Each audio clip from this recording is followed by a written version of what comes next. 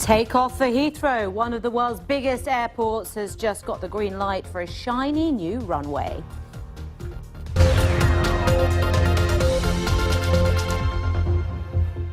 Hello and a very warm welcome to World Business Report. I'm Victoria Fritz.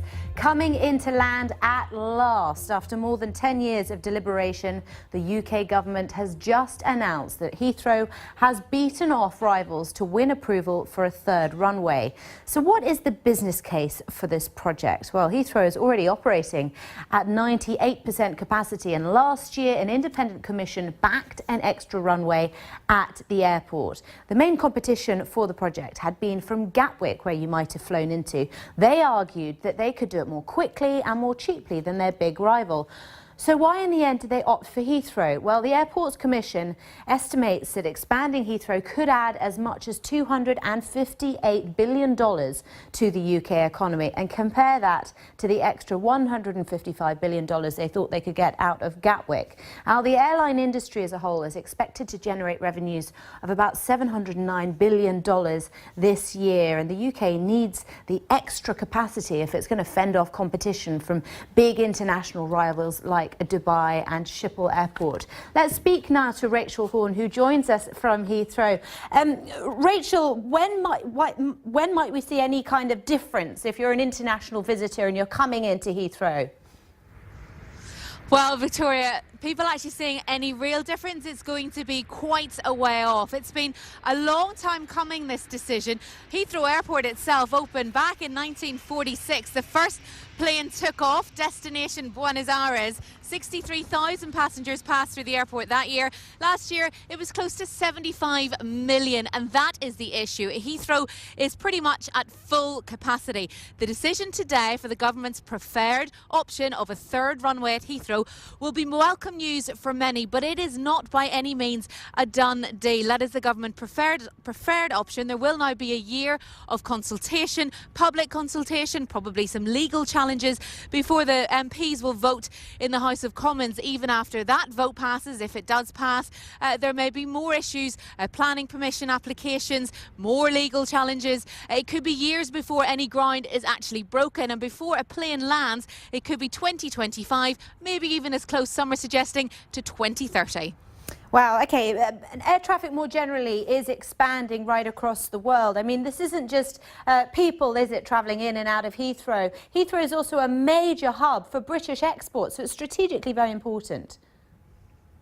Yeah, at the moment, Heathrow accounts for 70% of all the UK's long-haul flights. That's passengers and freight. And in terms of freight, Heathrow exports more freight in value than all of the other UK airports put together. And that's particularly crucial now in these days after the Brexit vote.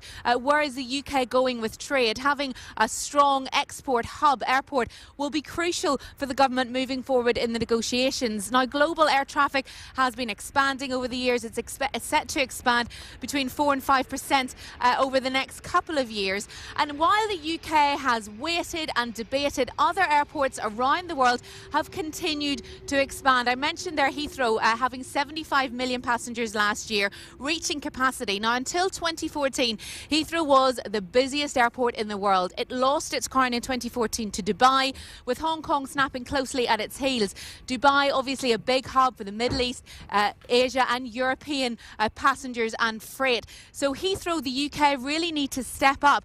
France has now got 4 runways at Charles de Gaulle. There's 4 runways in Madrid, in Frankfurt, and Schiphol Airport has seamlessly added 6 runways. Now, local legend here holds it that every time the Heathrow decision was delayed, the boss of Schiphol Airport would send the boss of Heathrow a cake to thank him for the business. We wonder what he might send today. Now, you mentioned there, Rachel, some of the international competition. Dubai, for example, now being the busiest airport in the entire world. It's difficult. Linking back to your first answer, you said we might not see anything till 2025, 2030 even. But the likes of China, they're opening an airport every single week. I mean, can Britain really compete with numbers like that? Well, there were figures out last year suggesting that over the next couple of years, 50 runways would be added to airports around the world, and about a third of those would be in China. So the UK really needs to step up if they're not going to miss out. Lots of figures about saying that the UK is missing out on about 6 million. If you can hear, that's a plane, an American Airlines jet just landing, just to confirm how busy Heathrow is, one taking off or landing every 45 seconds. But as we say, that freight, that trade is so important to the UK. If they are not going to miss out, they really need to catch up. And figures suggesting about £6 million every day the UK economy miss out on because we don't simply have the capacity. Yeah, this is a huge issue, isn't it? But briefly, I think actually, Rachel, we're going to leave it there for a moment if we can. We've heard from the Transport Secretary, Chris Grayling. This is what he's had to say in his official statement. Options on the table, but we believe a third runway for Heathrow is the best option for our future. It's the best for the whole country to kind of create better connectivity to the different regions of the United Kingdom and to provide the best trade links to the world. So we think this is the right decision for Britain. My message to Gatwick: I know this will be a disappointment to them, but Gatwick remains a really important part of our transport system and will continue being so. But what today is about is doing the right thing for Britain, doing the right thing for the whole country, delivering the best option that will secure all of our futures, and working to create a country that works for everyone. If this is the best option, as you've said, for post-Brexit Britain, why can't the whole of the Cabinet support it? Why do people like Boris Johnson and Justine Greening, why have they been given permission to oppose it? It's obviously not that good, is it? It would be impossible to deliver a project like this without some people disagreeing with the strategy. That's why you have Cabinet collective responsibility. We've taken a view that where people have direct constituency concerns and interests, they should have the freedom to articulate those long-held views. But this is about taking the right decision for the United Kingdom. It's about the right decision for the whole country. It's about doing what's best for all the regions of the United Kingdom, creating the best connectivity. It's about creating links to the world and saying Britain is open for business post-referendum. We are taking the big decisions in the interests of our country. Do you honestly believe it's going to get built? Absolutely.